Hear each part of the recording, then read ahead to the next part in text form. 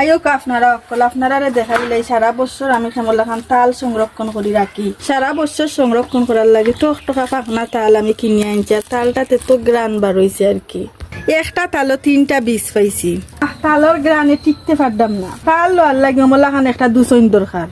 এখন একটা করি অক্ষরটি তাল আমি কমলা খান গোসাইয়া লইলেই নি। যতই পদ্ধতি বারুক না কেন কমলা খান লোয়া তাল খাইতেও মজা।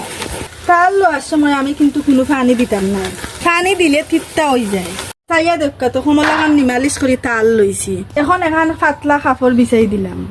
পাতলা কাপড়ের মাঝে সবটি তাল ডালি দিল। এখন সুন্দর করে একটা ফুতলা বানাইলাম। শক্ত করে ফুতলাটা বানতাম ওই বানাইলে সিরিয়া পরি দিতে পারে। এখন 6-7 ঘন্টার লাগি রাখি দিব পানি গুনটা জোরতো করি। এক্সট্রা পানি গুনটা দেখলাম জরি গেছে। এখন একটা বাটির মাঝে তুলি লইলাম চামচ দিয়া। এখন ডাকনাটা লাগাইয়া ফ্রিজের মাঝে রাখি দিম।